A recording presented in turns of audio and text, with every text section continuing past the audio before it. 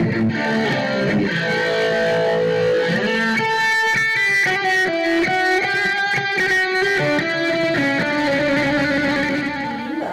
pemerintah segera harus mengambil sikap untuk mensudahi tentang persoalan polemik ini. Kalau bicara virus, semua dari berbagai macam ya ada virus itu ya. Tinggal bagaimana kita untuk mengantisipasi ini berangkat dari kemandirian kita, sikap kita itu yang menjadi terpenting. Bukan kemudian menggantungkan siapa yang akan membuat vaksin.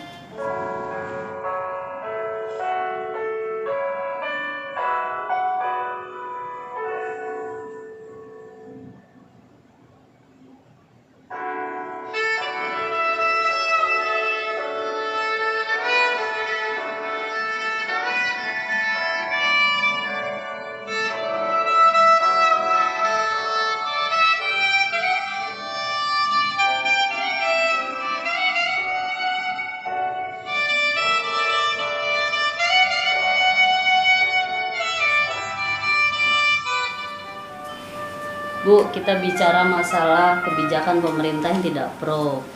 Artinya kita kan kebijakan. Dalam hal ini kondisi pandemi COVID-19 ini kan berdampak kepada kaum buruh. Jadi sebagai Ketua Umum Konfederasi yang juga seorang pemimpin perempuan, tanggapan Ibu tentang Menaker RI, Bu?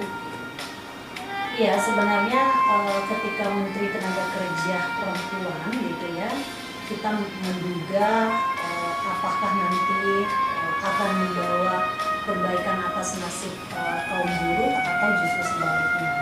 Tapi tidak lama menjabat, beberapa kebijakan justru dilahirkan sangat merugikan kaum buruh.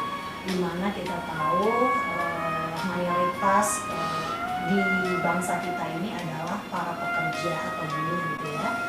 Nah, kita sangat keberatan dan kemudian menolak atas surat edaran Menteri Tenaga Kerja. Imbas dari surat edaran ini tidak hanya kepada kaum buruh laki-laki dan perempuan, di mana para perempuan sebagai pekerja rumah gitu atau perempuan sebagai ibu rumah tangga itu juga kena dampak imbas yang luar biasa, di mana para buruh kehilangan pekerjaan, para laki-laki sebagai kepala rumah tangga gitu kehilangan pendapatan, dan lagi-lagi korbannya adalah perempuan. Korban secara ekonomi, korban secara tingkat kekerasan justru semakin meningkat gitu ya, karena dampak dari dalam berkeluarga ketika tidak ada untuk kehidupan bagi keluarga pasti akan terjadi kekerasan di dalam rumah tangga. Kita pengen dengar dari di Kasbi TV untuk masalah COVID-19 ini, Bu. Kalau saya melihatnya gini, ada persoalan yang serius yang sedang dihadapi oleh rakyat dan bangsa Indonesia, yaitu tentang persoalan kedaulatan, persoalan kemandirian. Nah, Bung Karno dulu gitu ya berpesan bagaimana kedaulatan secara politik gitu ya, kemandirian secara ekonomi, berbudaya dengan bangsa kita sendiri. Justru kemudian saya melihatnya hari ini kita jauh dari hal itu gitu ya, gitu. Semua diintervensi, semua berangkat dari siapa yang kuat dan kemudian akhirnya mampu melahirkan berbagai macam regulasi dan kebijakan.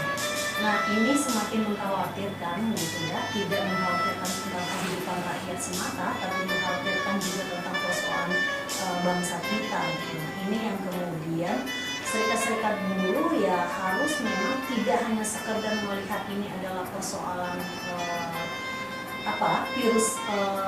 virus tok gitu ya, tapi ada persoalan-persoalan besar yang lainnya.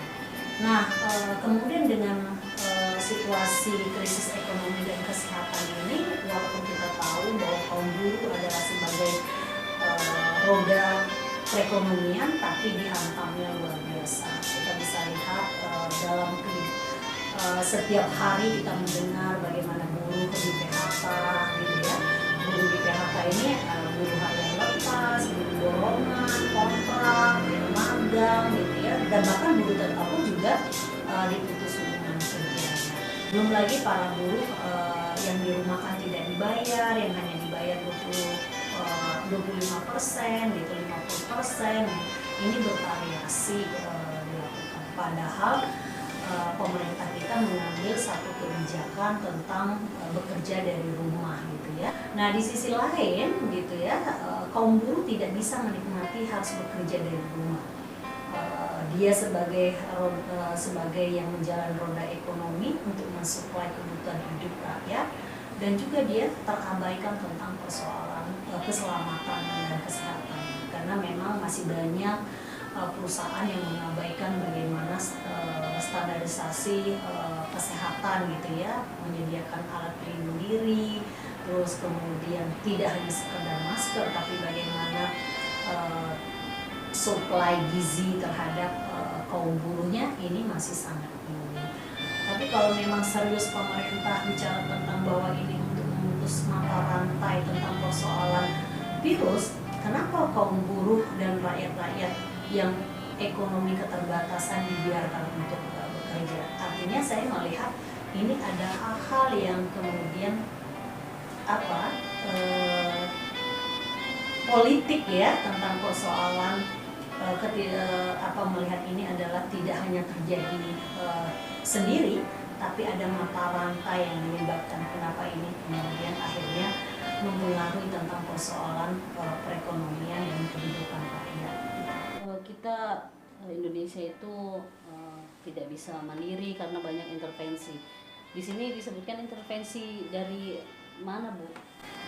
Ya, kita bisa lihat ketika misalkan pemerintah ingin melahirkan sebuah regulasi, dan kita jelas betul gitu ya, mulai dari presiden, pembantu presiden, bahkan wakil rakyat menyampaikan bahwa salah satu misalkan kayak regulasi Omnibus Law RUU Cipta Lapangan Kerja, dengan dalih untuk bagaimana persoalan investasi tidak masuk ke Indonesia itu karena persoalan problem birokrasi perizinan. Terus kemudian ketika bicara tentang perizinan, birokrasi gitu ya, tapi tidak disebut, padahal ada hasil survei World Economic Forum gitu ya, tentang persoalan investasi itu ada sekitar 16. Di antara yang paling pertama itu adalah persoalan korupsi, tentang persoalan birokrasi, perizinan, perpajakan.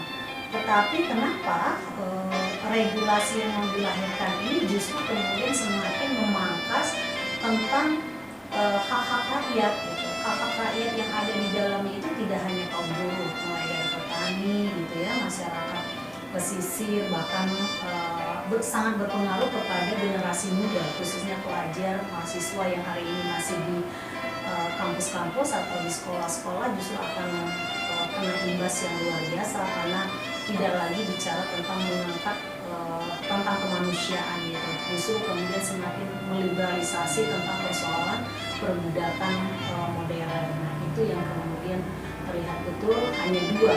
Ketika ingin melahirkan regulasi, dasarnya adalah investasi dan infrastruktur. Padahal kalau kita bicara tentang persoalan yang harus dikedepankan itu adalah tentang persoalan kemanusiaan, tentang persoalan keadilan. Ini tidak terlihat dalam regulasi yang akan dilahirkan.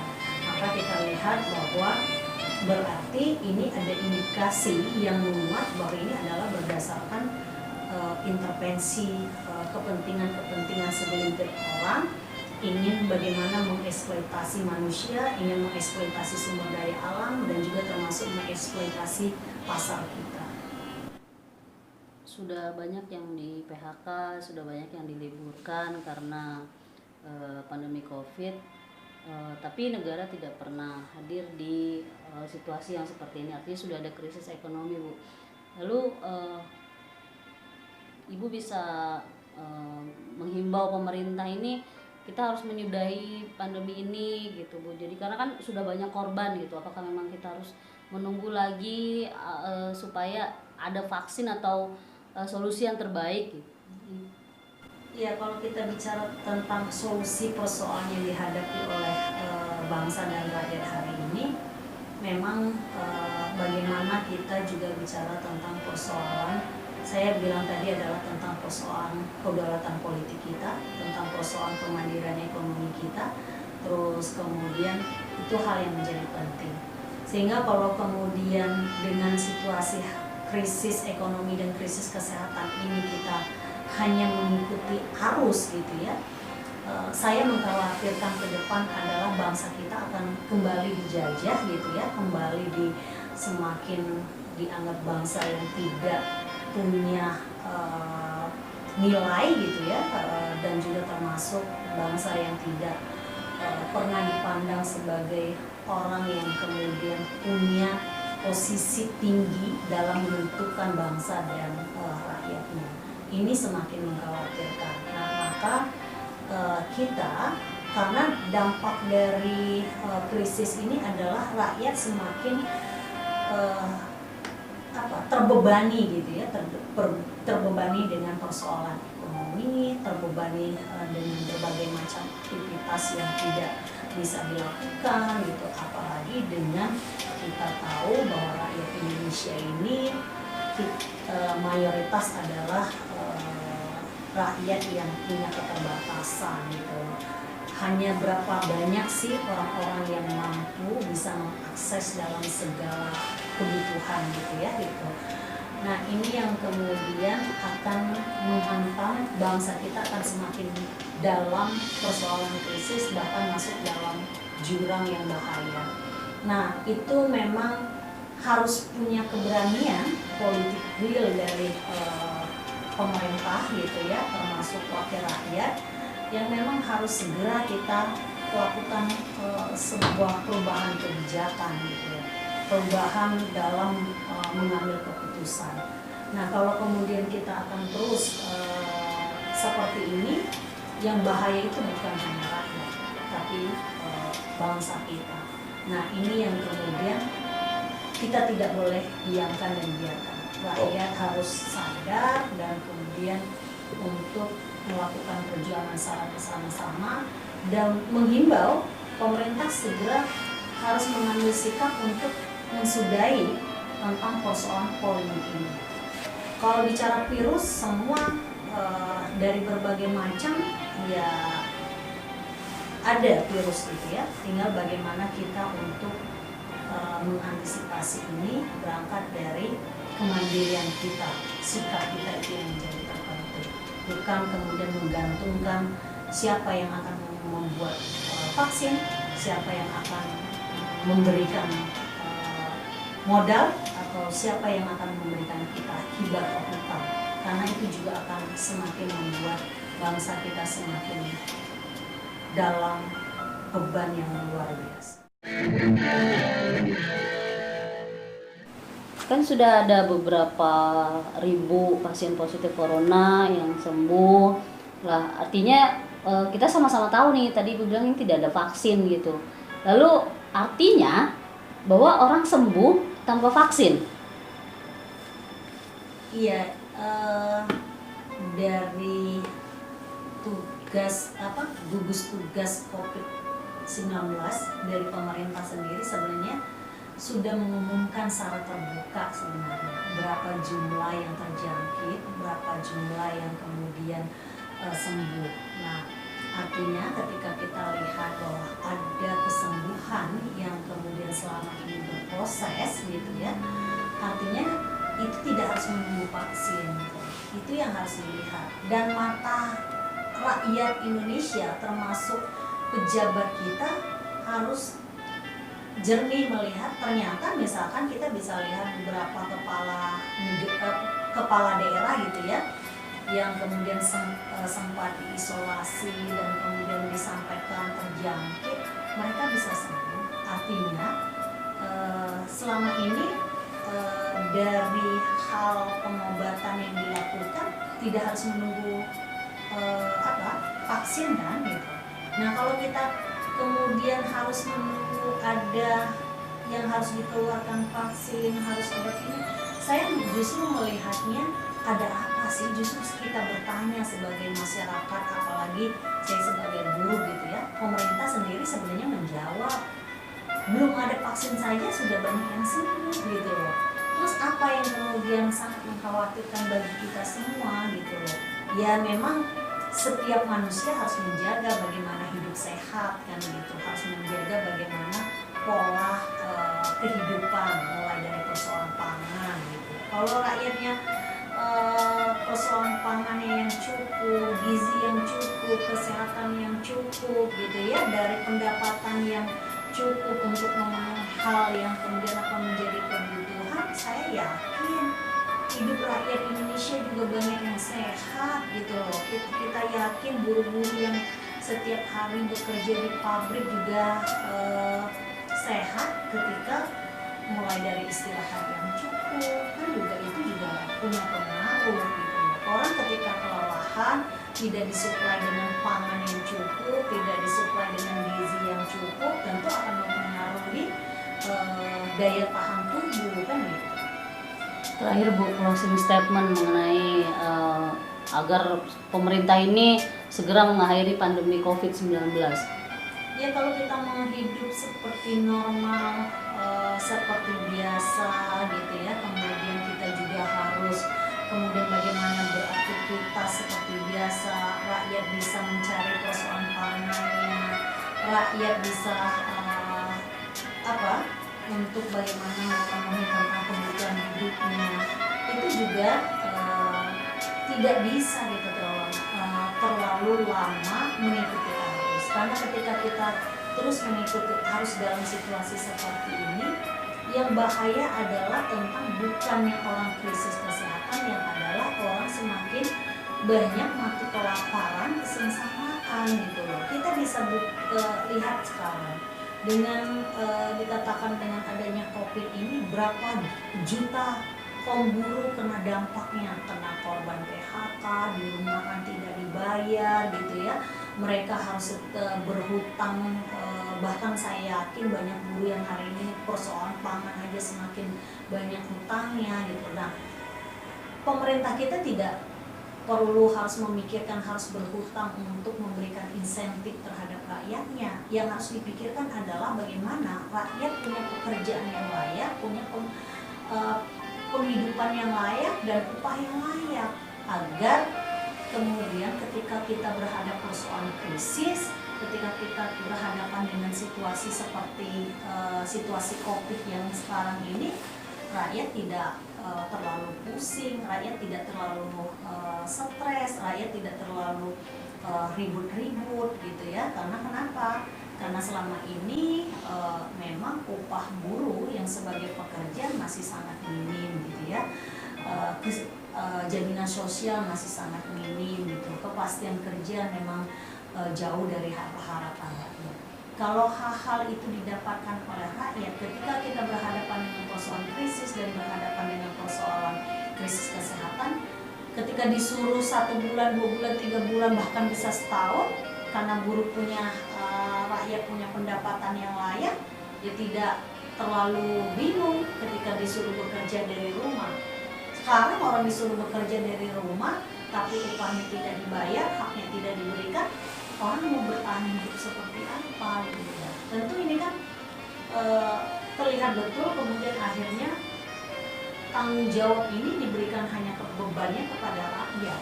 Kita lihat BPJS yang kemarin dipertentangkan oleh kaum buruh dan rakyat Indonesia, kemudian dibatalkan di MA, justru kemudian hari ini dinaikkan kembali. Artinya kan ada tentang persoalan hal apa di negara kita.